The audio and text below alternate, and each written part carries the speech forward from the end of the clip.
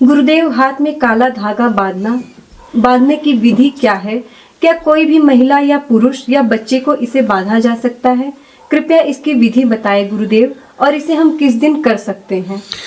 नहीं, विधि जैसा नहीं है ये धागा। कोई ऐसा धागा नहीं है काला धागा कोई भी लोग हाथ में बांध के बैठ जाओ आप। ये सिद्धपीठ के धागे होते हैं। ये बनारस में जो महाकाल हैं, उनके जो क्षेत्रज्ञ हैं, क्षेत्रपाल जिसकी बात कर रहे हैं, जिसमें भगवान श्री कह रहे हैं कि उसमें मेरा वास होता है। विष्णु भी कह रहे हैं कि मेरा वास होता है क्षेत्रपाल में।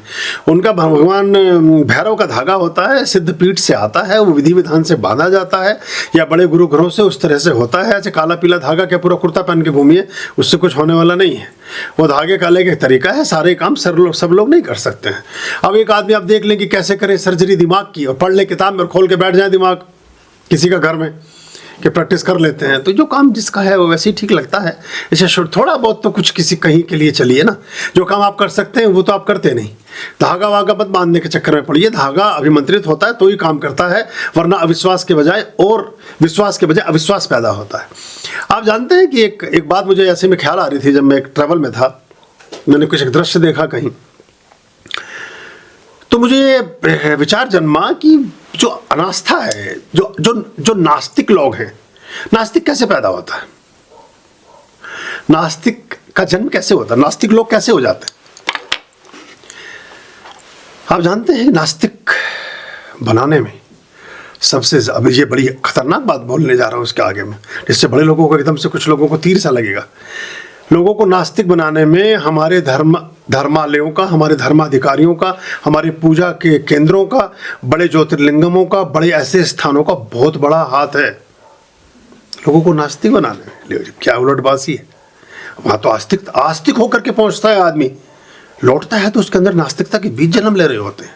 वहाँ जो वो पाखंड, अपवचन, दुर्व्यवहार, स्वार्थ और तमाम चीज़ें वहाँ देखता है तो उसको लगता है कि कुछ मामला गड़बड़ है।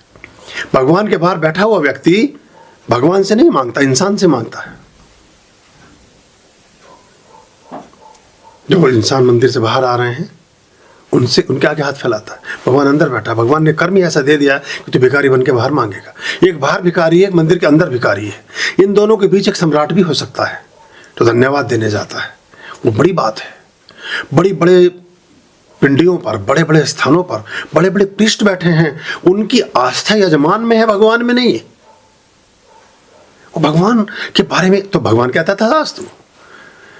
तो हमें ये एक बहुत बड़ी बात है, क्योंकि वहाँ के आने के बाद व्यक्ति का मन बहुत सारे खंडों में विभक्त होता है। बहुत बुद्धिमान, बहुत अनुभवजन्य और बहुत विचारशील व्यक्ति ही उस वैतरणी से पार पा पाता है। सामान्य लोग तो बिखर जाते हैं। तो ये हमें बहुत ध्यान रखने की बात है, इसके बीच में चलना होता है। ऐसी बहुत सारी चीज़ें, अब आपने मोदी जी के हाथ में काला धागा देख लिया, कहीं और काला धागा। अब इसका मतलब ये नहीं कि कोई भी काला धागा बांध के बैठ जाएगा, इससे बात नहीं बनती है, कुछ और चीज़ है। तो कई बारी देखने में जो सामान्य चीज़ें होती हैं वो अलग ढंग से काम करती हैं।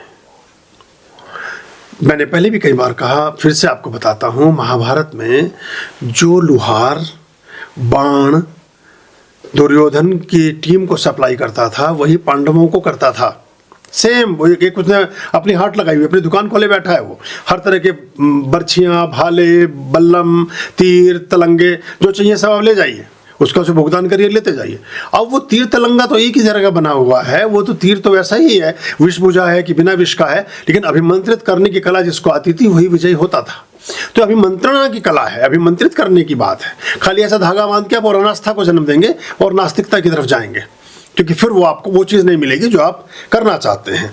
हम गुड़ डालने में कंजूसी करते हैं, चाय मीठी नहीं लगती, फिर ना दूध में डालना चाहिए वैसे गुड़, दूध मीठा नहीं लगता। फिर कंजूसी करी है गुड़ डालने में और मिठास आ रहा है पड़ोसी को, उसके मिठास को देख देख के परेशान है, उसने तो खूब सारा गुड़ डाला है। ये हम नहीं देखते, बस ये देख लें तो फिर आपके भी गुड़ में मिठास आ जाएगा, मतलब आपके भी दूध में मिठास आ जाएगा।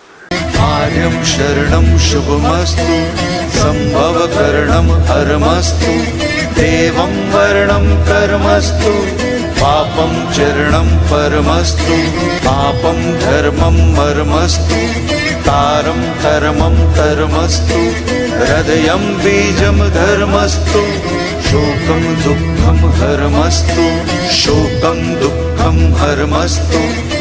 आर्यं शरणं शुभमस्तु, सम्भवकरणं हरमस्तु देवं वर्णं कर्मस्तु पापं चरणं परमस्तु पापं धर्मं मर्मस्तु तारं कर्मं धर्मस्तु हृदयं बीजं धर्मस्तु शोकं दुःखं हरमस्तु शोकं दुःखं हरमस्तु पापं धर्मं मर्मस्तु तारं कर्मं धर्मस्तु हृदयं बीजं धर्मस्तु शोकं दुःखं हरमस्तु शोकं दुःखं हरमस्तु शोकं दुःखं हरमस्तु शोकं